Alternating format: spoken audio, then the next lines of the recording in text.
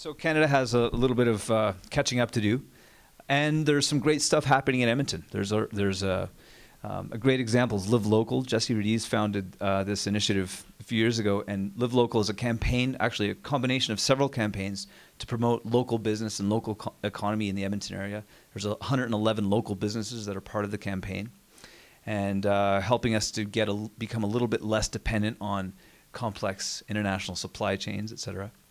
And one of the projects is the Good Food Box, which is Edmonton's first and only market-based distribution system for local food, and which allows effectively for local food producers to get their product to market.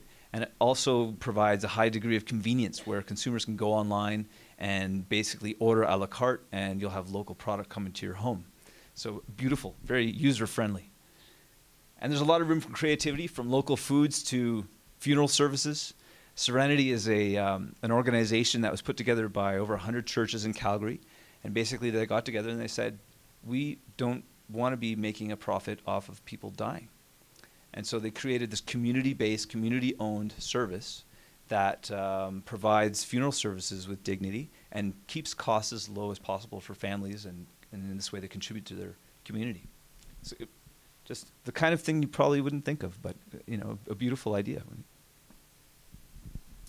So Built to Learn was founded by the Excel Society, and the Excel Society provides services to people with disabilities.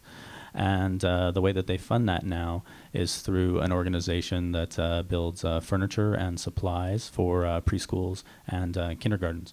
So many of you here in Edmonton, if you've got young kids, they may have sat on those chairs earlier today, and they've got about a 40-page catalog that you can go and take a look at to see some leading products that just happened to be able to fund services that otherwise might have trouble maintaining their model.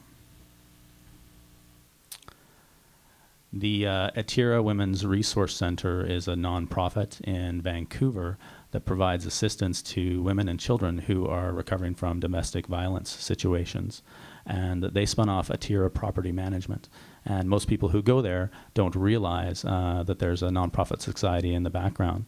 But through their property management services across a broad spectrum, they've been able to provide funding back for 20 different programs, for 1,200 different beds and rooms for women and children. Coming back to Edmonton, and the last local example for tonight is the concept of, as far as we know, the world's first green-powered carnival. So the challenge here is that people see green power and they think that's hard to do, and they don't know how to wrap their heads around that, and it sounds like changing light bulbs and turning lights off, and it's a lot of pressure and they feel guilty. What if you take that concept and you turn it around to a place where you can go to rides, have fun, eat food, go to educational displays, go to concerts as well, and at the same time have a venue for Edmonton businesses and Alberta businesses to display how you can do this with purely green generated power. So this one's in the early stages, as you can tell by the computer mock-up, and this is one where the Social Enterprises Fund provided an initial stake to do a feasibility study. And hopefully by next fall we'll be able to tell you exactly where to go to get on your first green-powered ride. So there is a ton of other examples that we're not going to show you on the slides tonight. So if you come to one of the other ones, we'll show you the long presentation. But we have had everything from, there are doula services in the United Kingdom. They're run under the social enterprise model. We've seen that there are funeral services and end-of-life ceremonies that are available. There's another one that provides social enterprise approach to taxes. That's not true. Okay, there's no taxes. But there's just about everything else you could possibly think of. So take a look at that list, and you notice that we ran out of space. So that list actually goes on for about 6 more of those boards. But the places that social enterprise can be applied are all the places that you personally have business expertise in by the things that you've already done out there in the world. Social enterprise can be applied in all the places where you've got expertise from volunteering or having sat on a board, and it can be applied there. And it can probably be applied in any place that you've got a hobby or a personal passion. And the ability to do so is just like any other entrepreneurial endeavor. It takes a good idea, it takes some talking, and then you have to put together some capital, some skills, and you have to implement. So, I met with Bob, I don't know, 6 months ago, 8 months ago, and I'd heard about the Social Enterprise Fund. I'd seen the building. I'd been in the building, actually. and then I got together and learned about what they actually do. And I asked myself, how come nobody knows about this? And, you know, the Social Enterprise Fund is a tremendous resource for Edmonton. It's a $6.5 million fund that provides financing to help social enterprise get from idea, concept stage, or early stages into action and implementation, or to take establishing projects and lever them and enhance their impact. So a tremendous resource. They also provide business services, helping out with legal structure, and they provide mentorship on a number of issues that just help the transition. So amazing resource. And we've invited you here today because we know that each of you who are in the room are people who are out to make a difference in the world. And you are people who are recognized in your communities as leaders.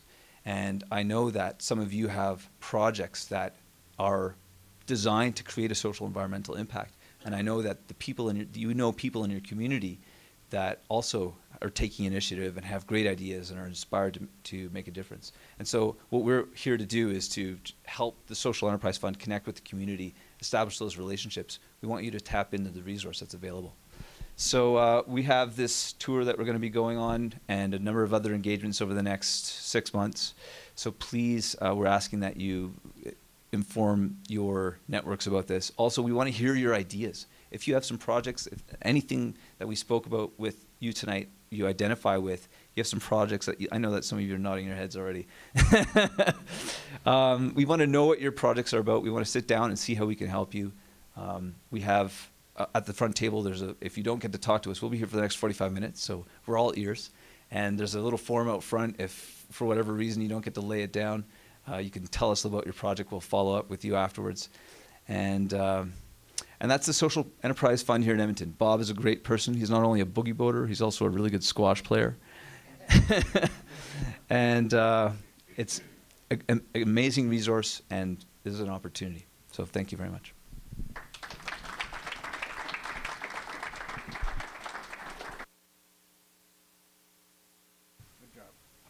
Good job, guys. So the long and the short of it is, social enterprise, you're only limited by the extent of your imagination.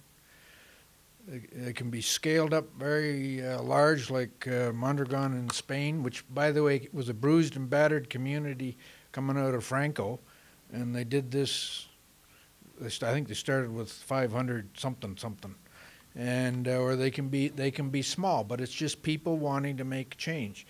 Where we fit, and why the initiative of the city and the Edmonton Community Foundation is so darn important, is we help power the change through social enterprise. We have some resources, and the fact is that if you have, when you decide to move into social enterprise, you need a financial intermediary. You're not going to find the conventional guys providing financial capital to these organizations. So you need financial intermediaries. So what I always say to anyone who listen, which sometimes there's not many, but it's a small organization, but it's a very big idea. And so when Antoine and Kevin say it's a huge resource, it actually is. We just have to deliver on the ground and make sure that it does what it's supposed to do. So we hope that this inspired you a little bit, that if you know people or if you're one of them, you come, you just give me a call. I love to go for tea, or might even go for a coffee. And we're going to be driving to the boot camp. And if you've got an idea, we'll take those ideas into that boot camp and help shape them. So that's it. Thanks for coming. We really appreciate it.